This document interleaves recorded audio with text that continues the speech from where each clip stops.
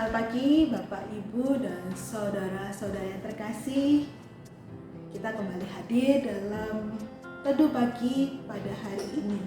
Marilah kita bersama-sama sebelum beraktivitas sepanjang hari ini, kita merendahkan diri di hadapan Tuhan. Kita menenangkan diri kita untuk membaca firman Tuhan dan merenungkannya. Mari kita bersatu di sejenak.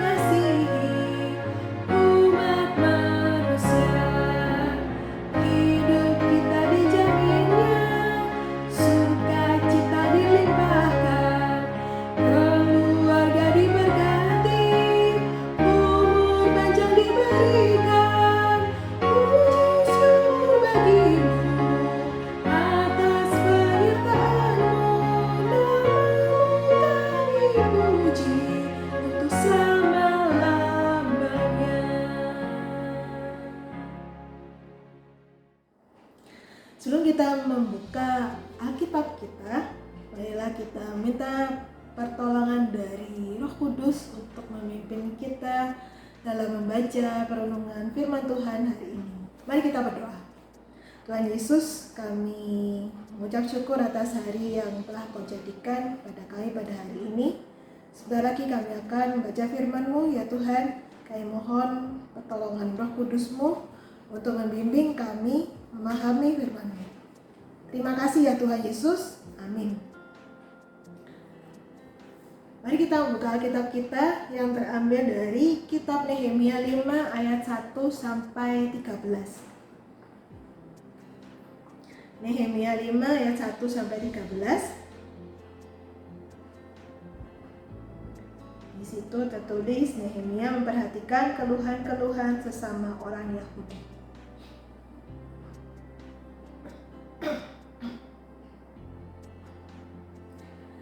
Kita akan membacanya. Maka terdengarlah keluhan yang keras dari rakyat dan juga dari pihak para istri terhadap sesama orang Yahudi.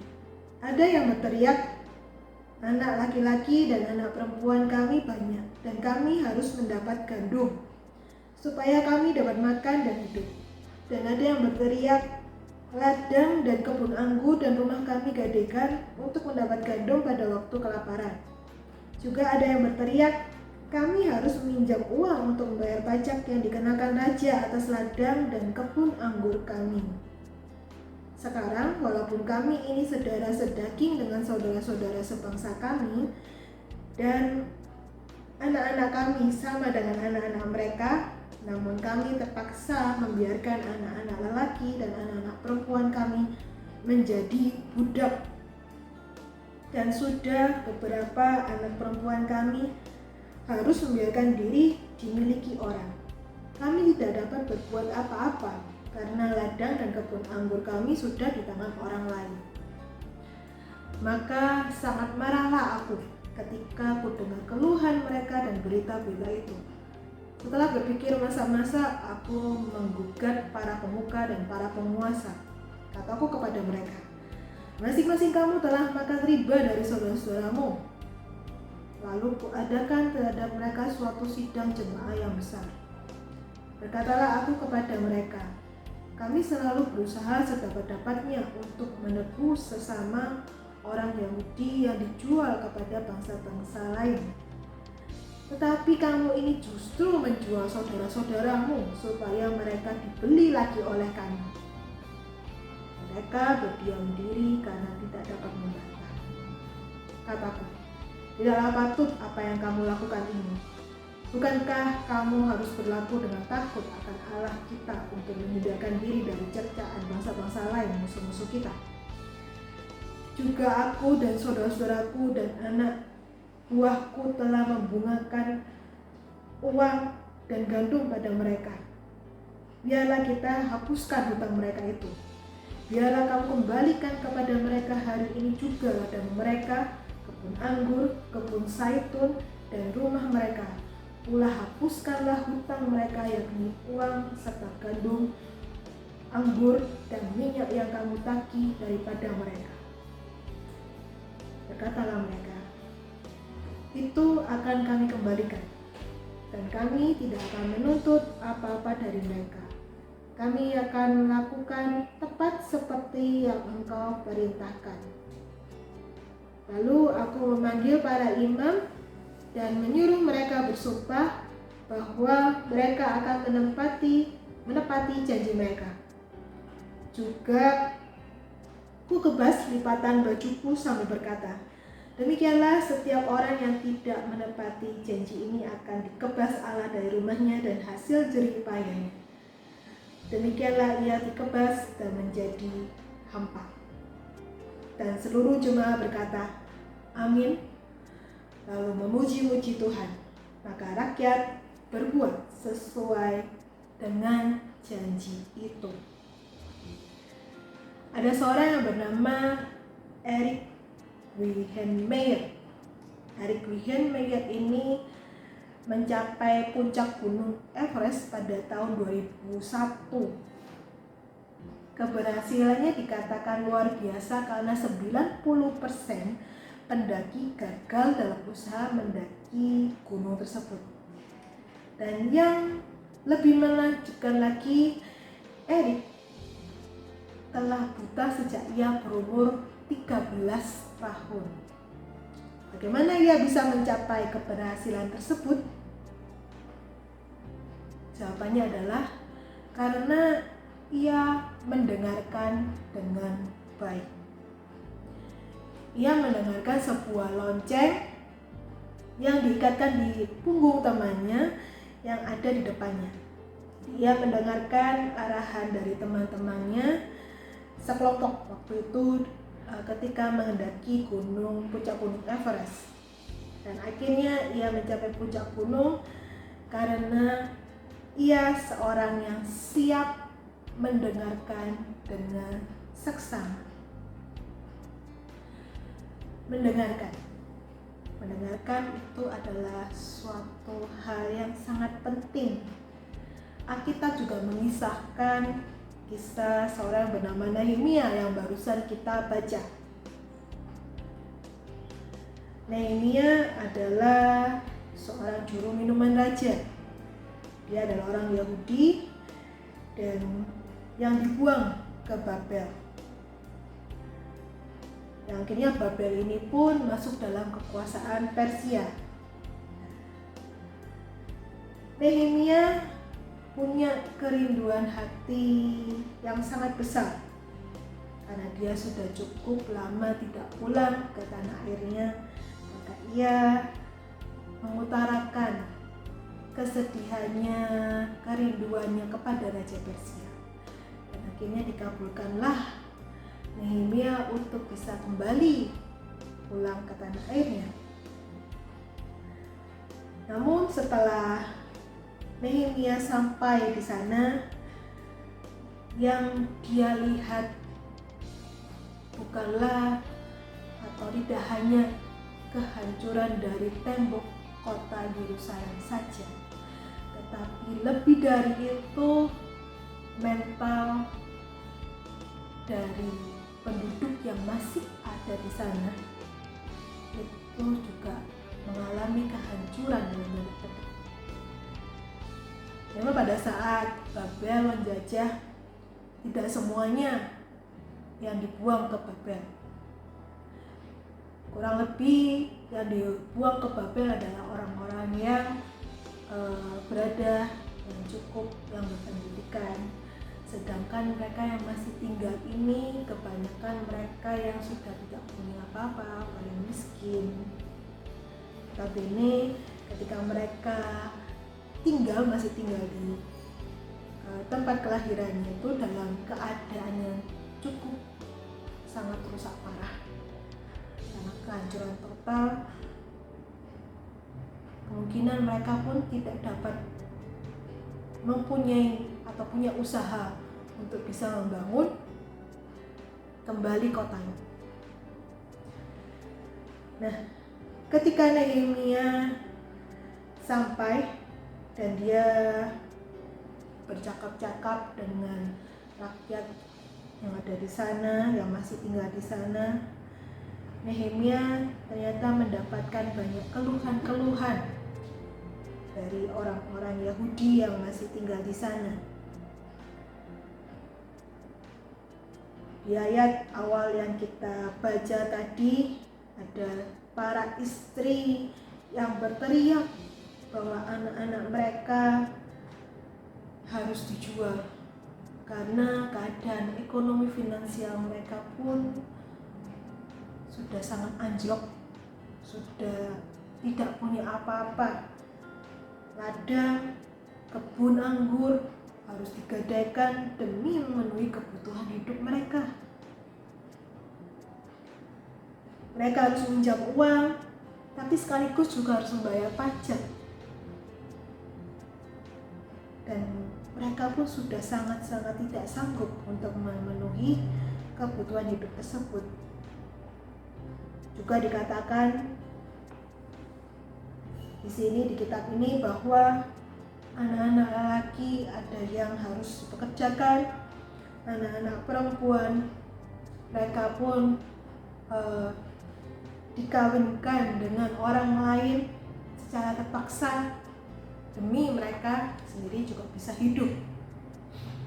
Ketika Nehemia mendengar hal itu, maka sangat marahlah Nehemia. Karena beberapa orang pun juga ada yang meminjam uang kepada orang lain, sesamanya sendiri, namun sesamanya malah memberikan beban yang begitu banyak kepada orang ini.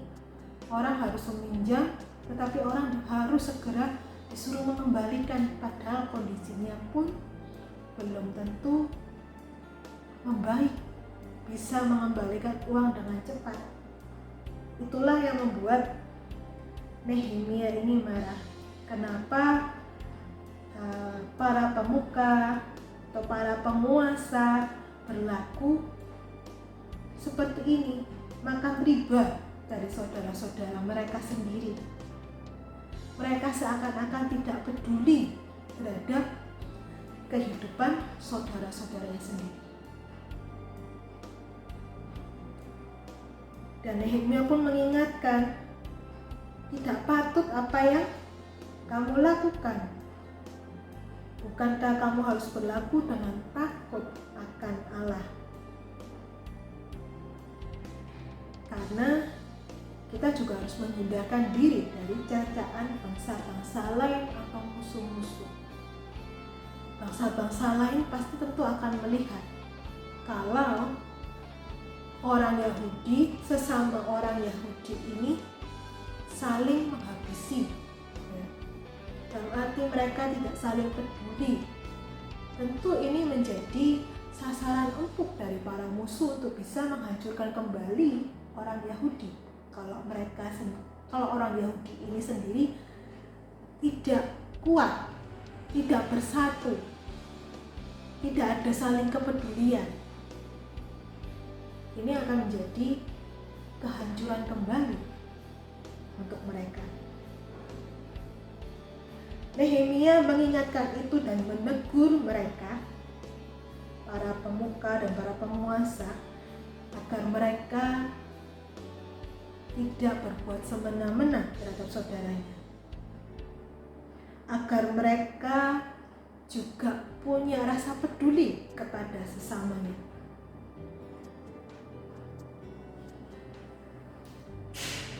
Nehemia ini kita belajar bahwa dari dia, Nehemia mau mendengarkan keluhan dari sesamanya, umat Yahudi. Seandainya Nehemia tidak mau mendengarkan keluhan atau permasalahan yang ada di dalam kehidupan umatnya, tentu saja keadaan akan semakin memburuk. Saling tidak mempedulikan, nanti kemudian yang kaya akan menjadi kaya, tetapi yang miskin akan menjadi tambah miskin lagi. Maka pertumbuhan suatu bangsa ini akan menjadi runtuh dengan keadaan seperti ini. Maka dari itu Nehemia mendengarkan keluhan dari umat Yahudi. Ia ingin menolong bangsanya untuk keluar dari penderitaan. Untuk keluar dari penderitaan ini bukan hanya dilakukan oleh golongan tertentu, tetapi harus dilakukan secara bersama-sama. Oleh karena itu, ia selalu mengingatkan para penguasa, perhatikan, dengarkan mereka sesamamu yang sudah cukup mengalami kesulitan hidup. Ayo kita tolong.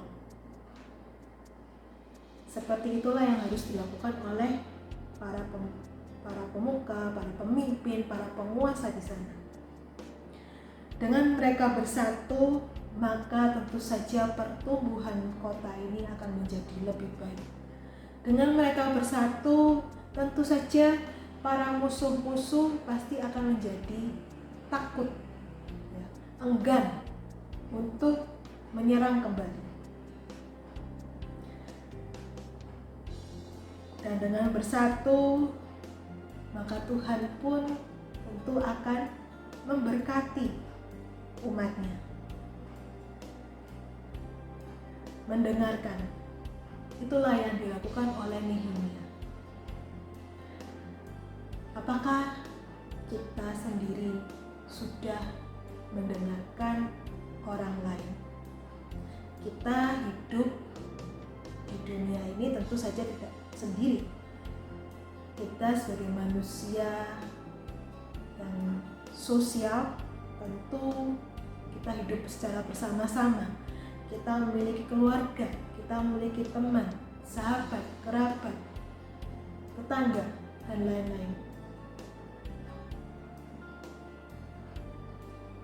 Tentu saja kita hidup di negara ini bukan cuma seorang diri saja, tetapi bersama-sama. Apakah kita selama ini sudah mendengarkan sesama kita, membantu kesusahan mereka, membantu permasalahan mereka dengan cara mendengarkan? Mungkin kita tidak dapat menolong 100% untuk permasalahan mereka, tetapi dengan membantu, dengan mendengarkan dengan baik akan permasalahan mereka, tentu saja akan membuat orang-orang ini, sahabat kita, teman kita, keluarga, saudara, akan menjadi tenang ketika apapun yang mereka ungkapkan itu didengarkan oleh orang lain. Bapak, Ibu, dan saudara yang terkasih, marilah kita mulai saat ini kita menjadi pendengar yang baik. Kita mendengarkan dengan seksama apa yang menjadi kebutuhan dari sesama kita, mulai dari yang terdekat, dari anak kita mungkin, dari orang tua kita, atau dari saudara kita. Janganlah kita acuh tak acuh, janganlah kita membiarkan begitu saja, karena mereka adalah orang-orang yang harus kita kasihi. Oleh karena itu, marilah kita mau belajar mendengarkan dengan seksama apa yang menjadi keluhan, apa yang menjadi permasalahan dari sesama kita, sehingga kita dapat memberikan pertolongan yang tepat kepada sesama kita. Terlebih juga, kita juga belajar untuk mendengarkan firman Tuhan dengan baik. Apa yang Tuhan ingin katakan di dalam kehidupan kita, marilah kita belajar untuk mendengarkan dengan baik, supaya apa yang ingin Tuhan kehendaki kita lakukan dengan baik juga. Kiranya firman Tuhan pada hari ini meneguhkan setiap kita untuk menjadi pelaku-pelaku firman yang mendengarkan dengan seksama. Amin.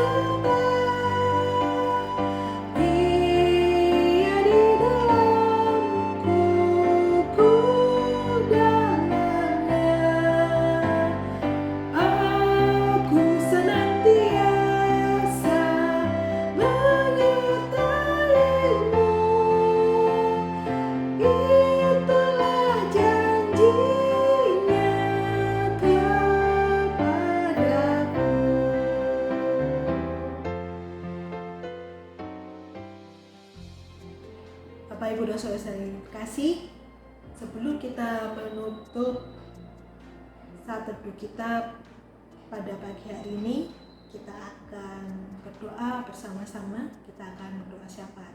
Mari kita berdoa.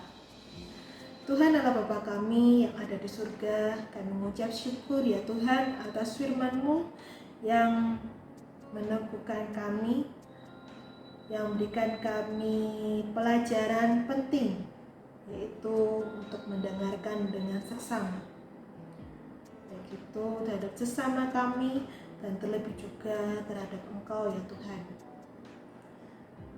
Tolong kami ya Tuhan agar kami dapat peka terhadap sesama kami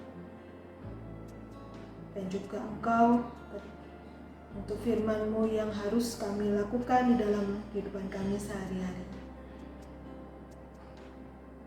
Kiranya dengan pimpinan Roh Kudus-Mu kami dapat melakukannya semua itu. Dan pada saat ini kami ingin berdoa untuk bangsa dan negara kami ya Tuhan. Di tengah berbagai kemelut permasalahan yang terjadi di berbagai tempat, Tuhan, kami memohon belas kasihan. Kami memohon hikmat untuk mereka yang menjadi pemimpin dan juga untuk kami sebagai warga negara untuk melakukan hal-hal yang berkenan di hadapan-Mu. Untuk kami pun dapat menghormati setiap peraturan yang ada. Untuk kami pun dapat berani melakukan keadilan yang sebenarnya. Berani menyuarakan keadilan. Tuhan, kami menyerahkan pemimpin-pemimpin kami yang telah ditempatkan di berbagai tempat untuk dapat memimpin negara ini Tuhan dengan baik, sesuai dengan kehendak-Mu. Berikanlah hikmat kepada mereka ketika mereka mengambil keputusan-keputusan. Biarlah itu menjadi keputusan yang baik, bukan hanya untuk kepentingan golongan, kepentingan sendiri, tetapi untuk kepentingan bersama.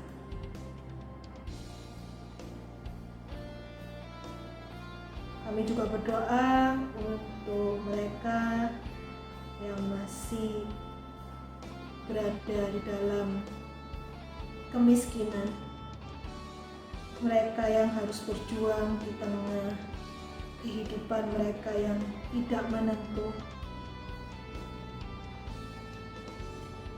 Tuhan,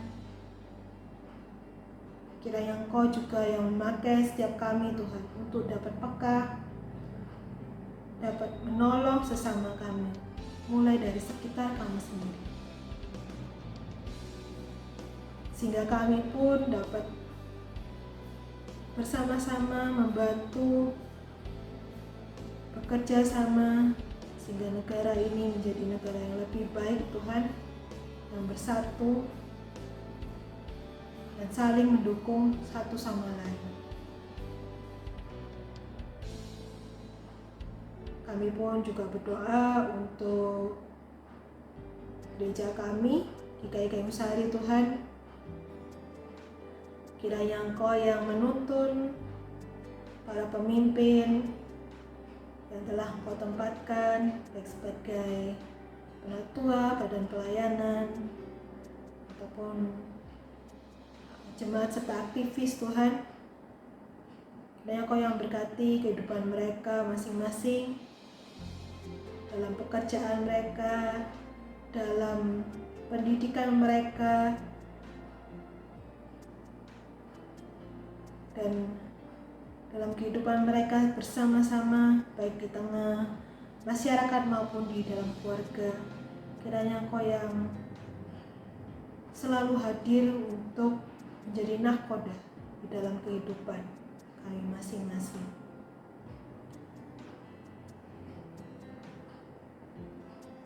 Saat ini kami ingin berdoa dan kami teringat akan saudara-saudari kami yang sedang sakit, yang sedang lemah tubuhnya. Tuhan, kasihanilah mereka ya Tuhan. Kami mohon kekuatan kepadamu ya Tuhan. Kami percaya akan kuasa darah-Mu ya Tuhan, yang mampu menyembuhkan keadaan mereka dan yang mampu memulihkan keadaan mereka. Kiranya Engkau juga berkati setiap obat-obatan yang harus mereka minum, perawatan yang harus mereka jalani, juga untuk keluarga mereka Tuhan. Kiranya Engkau yang memberikan kekuatan, ketabahan dan kesabaran selalu. Terima kasih ya Tuhan. Kami menyerahkan kehidupan kami bersama-sama, baik sebagai seorang anak, seorang ibu, seorang bapak, sebagai seorang tua Tuhan, seorang pekerja, seorang murid, ya kami dapat menjalani peran kami masing-masing di dalam kehidupan kami ini dengan baik, dengan bertanggung jawab dan bijaksana. Kami nyerahkan doa-doa kami, permohonan doa kami Tuhan, yang kami permohonkan hanya di dalam satu nama Tuhan kami, Yesus Kristus. Haleluya. Amin.